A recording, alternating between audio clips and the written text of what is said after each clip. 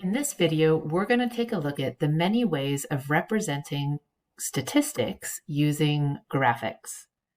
One of the main objectives is going to be to differentiate between messy looking graphs or unhelpful looking graphs and much easier to read graphs. The first type of graph that we want to take a look at are called stem and leaf plots. So here I have a stem and leaf plot on the far left. The stem part, represented by the brown trunk, has the digits 10, 11, and 12. These are the 100s and the tens digits. And the leaves are the ones digits. So what this first line means here is the number 103 or 103. And the next one is 104 or 104. In a minute, I'll show you how to write a number where you have two digits for the leaves. But for this first example, each leaf represent just one digit, the ones digit. On the next line, these numbers are 115 and a second 115. And then the last one is 129. Here's another example for stem and leaf plots, because they can be kind of confusing for students to understand. Here's one where we have the hundredths place listed first in the stem. And in this one, they wrote both the tens place and the ones place in the leaf portion. So this first number here is 302. The next number would be 313. And the last number in the top row would be 377. So my first question for us is, how many data values are listed here? Well, since we have two digits in each leaf, then I can count the pairs of leaves. So I have, let's see, 1 for 02, 2 for 13, 3 for 77, 1, 2, 3, 4, 5, 6, and 7. There are 7 data values listed here, no 500s. And then let's list the data values. We have 302, 313, 377, 445, 457, no 500s, 627, and 699. Cool. Okay. A couple of the types of graphs that we're going to encounter in this class, frequency polygon is the first type. And a frequency polygon, this is a great example of a frequency polygon. This is the number of push-ups that somebody does each day of the week. Now, since we're not counting partial push-ups here, like we're not counting half push-ups, and we're not counting on Sunday and a half into Monday, then on Sunday, this person did 25 push-ups. They did their fewest number of push-ups on Friday. They did 0 push-ups Friday. And on Thursday, they did 10 push-ups. That's a frequency polygon. Let's take a look at a couple of ways to represent graphs using bar graphs. So here's a great one from a psychology journal. They did a study on the effectiveness of listening to music as you're remembering something. Let's say you pop on some music while you're studying. In this case, how many words does somebody remember after looking at the words and listening to classical music or rap music or no music? So for example, let's look at trial 3. In trial 3, it looks like both classical music and no music scored the highest with the highest number of average words remembered, 8 words remembered. But rap music was the lowest in this category with only 6 words remembered. So you're going to be asked in your homework to interpret bar graphs.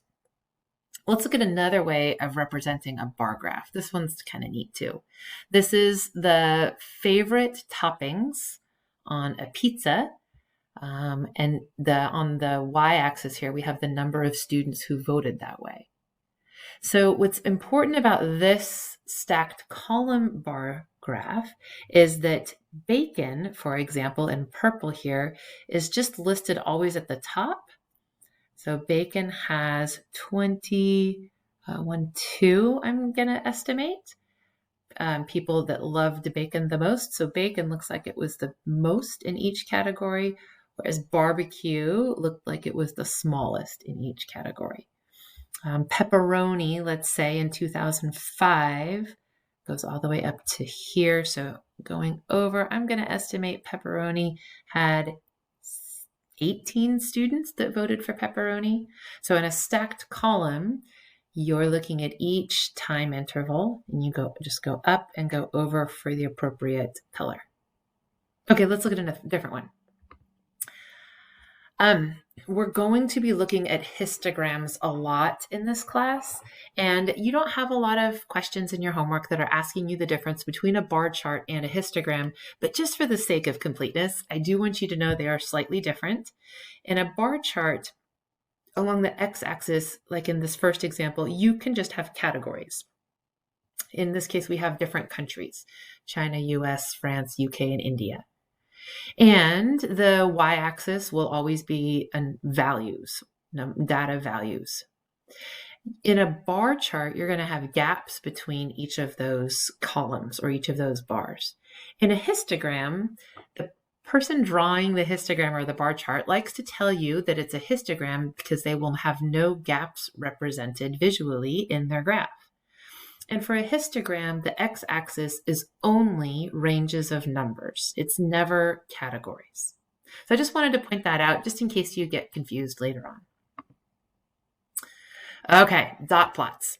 A dot plot is really just a graphical representation of how many people, let's say in this case, how many people ran a certain number of kilometers in their running club.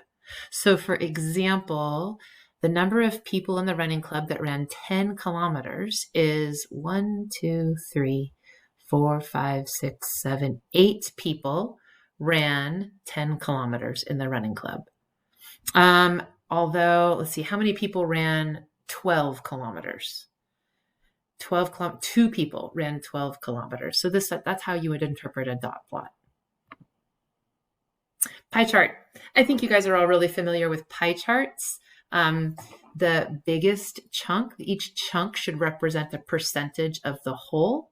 So one important piece to pie charts is you should always be talking about fractions or percentages of the whole. So this is History According to the History Channel. This must be the percentage of number of total History Channel shows. And according to the History Channel, Nazis take up the biggest part of history, aliens, second biggest, followed by ghosts, truckers, lumberjacks, and junk men, doomsday prophecies, and literally everything else that has ever happened. These are parts of a whole, all the numbers of shows on the History Channel, and that's what you would get with a pie chart. Okay, scatter plot, exactly what it sounds like. This is chirps per minute of a bird and the temperature outside. It's just plotting random, or not random, but collected data. I love the section on just poor graphs. And then in a minute, we'll talk about misleading graphs. So this next collection of graphs, this one got a little bit big. Sorry about that. This is the age structure of college enrollment, percentage of total enrollment. It took me a long time to figure out this graph. So the percentage of total enrollment is on the y-axis. This little broken part here on the y-axis indicates that they acknowledge they're skipping a lot of numbers here between 34% and 66%. And along the bottom, along the x-axis, is the year they were born in, I guess. Very, very, very hard to figure out what's going on here. Why did they shade the upper portion? I don't know. That's a terrible representation of a graph. Here's another one. I don't remember what these numbers stood for, But I don't understand. I mean, this is just so confusing. I think it's similar to the bar chart that we saw earlier, except the three-dimensional nature of it, there's no need to make it three-dimensional. It's very, very hard to read. On the other hand, we have some misleading graphs here. So you're going to get to explore this a little bit more in your discussion this week, but one of the big things that makes a graph misleading, lying with statistics, is not starting your y-axis at 0. Now, it is perfectly okay to not start the x-axis at 0. We just want to look at the x values that we're interested in, but not starting the y-axis at 0 is really misleading. This graph makes it look like the average home price in pounds, this is in the UK, increased dramatically in 1999. But since it's starting presumably at 79,000 pounds, this is what the graph should look like if you started at 0 pounds, a much smaller increase between 1998 and 1999.